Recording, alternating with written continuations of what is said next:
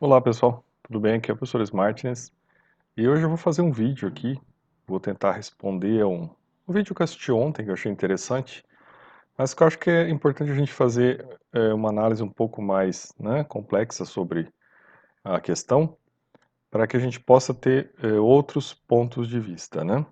Então o vídeo de hoje trata da insustentabilidade do Proof of Work do Bitcoin.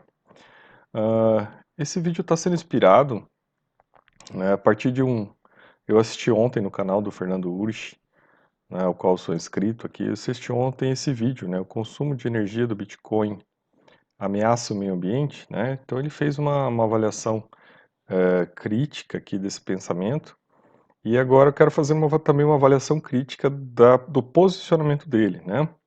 Eu não sei muito bem, assim, eu não consegui entender se a análise dele partiu daquele artigo que foi publicado no Financial Times sobre o assunto, né, questionando, né, qual é o papel do Bitcoin, qual é o impacto dele na questão ambiental, né? Pode ter sido, mas eu não vi a menção que ele fez desse artigo. Todavia, eu vou só me focar na análise que ele fez, tá? E vou tentar aqui estabelecer alguns parâmetros de discussão que a gente possa colocar. Bom, então primeiro, né, o que é esse tal Proof of Work, né? É o uso da força computacional, né, para se comprovar a realização de uma transação na blockchain, visando proteger a segurança e a conformidade da rede. Então essa foi uma ideia que não é criada, não é, pelo Satoshi Nakamoto, mas que foi incorporada de outros pesquisadores que criaram essa ideia e que foram trazidas para a rede do Bitcoin como uma forma de proteger a própria rede, né? De dar uma estabilidade para o blockchain do Bitcoin, criando, né, uma necessidade de que na construção de um novo bloco, né, seja validado o bloco anterior. E como que se faz essa validação? Através de, né, processos matemáticos de uso de força computacional que acabam por proteger eventuais tentativas de fraudar, né, de invasão ou de alteração daquilo que realmente aconteceu na blockchain. É inovadora essa tecnologia, né? Apesar de não ter sido criada pelo Satoshi Nakamoto, ela vem com uma inovação colocada em prática, né? E que realmente trouxe uma segurança para o sistema, né? A permitir até a descentralização, né, da informação. Então isso aí realmente é uma grande conquista, é uma inovação tecnológica. E não é quanto a isso que nós estamos aqui discutindo nesse vídeo, né? O que eu quero discutir aqui são outros elementos. Uh, e aí vem, claro, e aí que está a grande questão, né? Que apesar de ter sido uma grande inovação, ela tem sim problemas ambientais, né? Porque ela gera a necessidade de um uso de força computacional. Então você tem que ter, né, um grande aparato de força computacional para movimentar esse sistema. E esse aparato de força computacional já está a consumir grandes quantidades de energia, né? Então isso é um dado de realidade que nós não podemos negar. Essa energia também não é só para mover o aparato computacional, mas é também para resfriamento desses equipamentos, né, que superaquecem devido à grande necessidade de produção de cálculos matemáticos. Então, quanto mais a rede cresce, mais há uma necessidade de uso, né, de equipamentos, né? Então, esse é o primeiro dado, né? É um dado de realidade. Isso não dá para se negar, né? Não vou discutir aqui o direito da pessoa utilizar a sua própria energia, para que serve ou não, né? Não é esse o caso. O que nós estamos discutindo aqui é um dado de realidade. Existe ou não existe o consumo da energia, né? Esse consumo existe, né? Tanto para o uso da força computacional e ele existe também para resfriamento de máquinas, dependendo da localização dos equipamentos. Então isso não se pode negar, né? E daí os grandes problemas que pode acarretar, né, no uso dessa força, né, dessa tecnologia, né, do Proof of Work. Aí eu colocaria coisa aqui sobre três ângulos, falando de sustentabilidade, né? E claro que a sustentabilidade hoje ela tem vários eixos, mas eu vou trabalhar só com os três, né, que são os básicos. O primeiro deles, que é essa questão da sustentabilidade ambiental.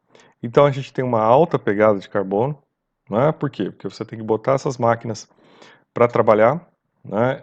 Além de tudo, você tem que essas máquinas têm que ser construídas, né? Elas têm que ser criadas e depois elas são descartadas, né? Como é que elas são descartadas, né? Elas exigem um intenso uso de tecnologia, um intenso uso de materiais, né? Que são raros na natureza. A gente está vendo aí uma escassez, né, de silício no mundo, de silício não, mas de equipamentos, né? De micro transformadores e microcondutores. E o que a gente percebe é o seguinte: este alto consumo gera um problema, né, de acesso à energia. Então você tem aí uma pegada ambiental que ela existe, né, como foi falado no slide anterior. Aí você entra também na questão da insustentabilidade social, né? Por quê? Porque para minerar, para se atuar nessa área, para se ter lucratividade nessa área, você tem que ter uma quantidade grande de equipamentos. Não é? Não basta um pequeno uso de equipamentos, um pequeno conjunto. Você precisa ter muitos equipamentos, você precisa ter capital concentrado ali, né? E aí você tem a concentração da renda dessa mineração na mão de poucas pessoas. Então você está criando desigualdade social, não é? Ao permitir que isso aconteça. Você está criando a concentração de renda, né? E aí se ter aquela ideia de que, né, os mineradores vão atrás da energia barata, né? A partir do momento que os mineradores vão atrás da energia barata na China, eu avalio isso como algo insustentável socialmente, porque você está financiando um regime ditatorial. Então eu acho isso algo não defensável, né? Você está financiando um regime ditatorial que usa desses recursos, né, para se impor e para destruir as democracias. Então eu não vejo aqui sustentabilidade, eu não vejo como esse sistema pode ajudar, né, na libertação do mundo, né? Ou no libertarianismo. Eu acho que aqui tem um furo muito claro nisso, né? A partir do momento que a gente dependa da China para se mover a mineração, ou a partir do momento que a mineração esteja em outros locais do mundo, mas esteja na mão de poucas pessoas, você está provocando uma concentração de renda e uma detenção de um poder sobre a própria circulação do Bitcoin. Aí a gente vem para um outro dado de sustentabilidade econômica, né? Por quê? Na sustentabilidade econômica, a gente percebe que já existem outras tecnologias, né, que podem estar atuando com menor impacto, né? Por exemplo, o Proof of Stake, né? Então, essas questões todas, né, a gente tem que levar em consideração. Então, quer dizer, naquele momento histórico, essa tecnologia se mostrou mais avançada. Mas agora você já começa a observar que existem outras tecnologias que são mais avançadas que essa, e até, né, a proposta da rede Ethereum também, 2.0, que virá pela frente, né, esse Proof of Stake é da rede Cardano, mas a gente tem a proposta da Ethereum 2.0, que vem com tecnologias mais ecológicas, né, que vem com uma mudança de perspectivas de diminuição de consumo, né, de energia e de não concentração, né, das riquezas. Isso tudo impacta realmente. Aí sim a gente percebe uma mudança de perfil, e não a defesa, né, contínua de um processo, né, que já está questionável, né, pelo impacto que ele está causando, que pode ser superado em pouco tempo. E aí eu vejo a questão de algumas falhas lógicas nesse raciocínio, né, que eu estou já apontando aqui. Então, os argumentos utilizados é que a exigência, né, utilizado pelo Fernando, é que a exigência de força computacional pode ser revisada a cada período de tempo. Então, eu vejo alguns erros lógicos aqui, né? Essa força computacional, ela até pode ser reduzida, mas ela nunca vai ser eliminada, porque ela faz parte do sistema, ela faz parte da segurança do sistema. Então, ela sempre vai estar presente, ela sempre vai ser exigida. Você tem um mínimo do qual você não pode abaixar. Não é? Porque senão você vai colocar em risco a própria existência do sistema, você vai colocar em risco a segurança do sistema. Então, essa ideia de que, não, peraí, a cada 2 semanas a gente vai lá e regula, né? Então logo isso aí vai se ajustando e vai reduzindo o impacto da pegada. Não, não é assim.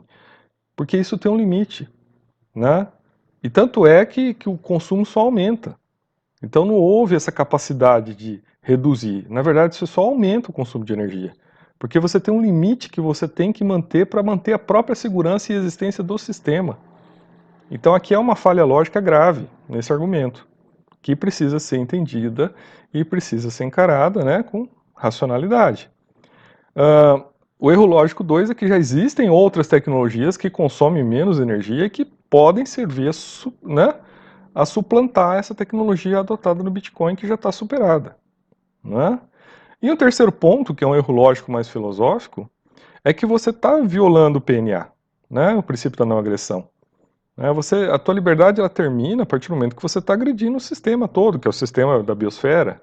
Você está, né, causando modificações, né, no planeta que vão afetar a vida das pessoas. Então, negar isso também é uma visão libertária de segunda geração, né, muito ainda focada só na existência da liberdade do mercado, da economia de mercado, e se esquece que existem uma visão libertária um pouco mais, né, avançada, da gente perceber, né, do impacto que você está causando na vida de outros seres que não sejam só do outro ser, né, do outro sapiens ali, né, mas também de outros seres que habitam esse planeta e que não necessariamente têm né, devem ser considerados como objetos, né, mas talvez também como, né, detentores de algum nível de titularidades, né, existenciais.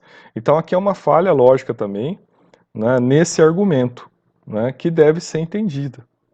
Então, assim, né, para fechar, eu acho que é válida a tecnologia do Bitcoin, ela veio, ela inova, ela traz muitos benefícios, mas o que nós estamos percebendo agora no uso da tecnologia seja concentração, né, seja um excesso de impacto, né, na pegada ambiental, consumo de energia excessivo, né, uma concentração de riquezas também, né, que está não só na mão dos mineradores, mas também na mão de todos os especuladores, né, que têm acesso a recursos públicos nesse momento de pandemia, que estão pegando esses recursos públicos a juros baratos e estão investindo, né, estão fazendo o sistema, né, valorizar-se de uma maneira artificial. Por outro lado, também tem um questionamento até que ponto as impressoras, né, de stablecoins também não estejam ajudando nesse impacto, né, não estejam criando artificialmente valor. Então, tudo isso tem que ser levado em consideração. Né? Eu acho que as falhas têm que ser enfrentadas e nós temos que olhar para essas falhas de uma maneira construtiva, né, e não apenas, né, defender a lógica do sistema como se ela não tivesse interferências. Quando você faz uma análise, principalmente de sustentabilidade, né, de um sistema, você tem que ver a complexidade do todo. Respostas, né, meramente focadas em quesitos objetivos e pontuais não vão dar uma visão de todos. A visão sistêmica requer que a gente faça análises mais complexas. E ao se fazer análises mais complexas, nós temos que sair, né, desse ponto de vista mais liberal e mais, né, amarrado a conceitos clássicos. Então acho que era isso que eu gostaria de colocar, né, fazer essas críticas aqui, mais no sentido de construtivo, que é para poder desenvolver mais o tema e a gente perceber que existem outras saídas, que essas outras saídas sim é que tem que ser estimuladas. Então, sou o professor Martins e até o nosso próximo vídeo.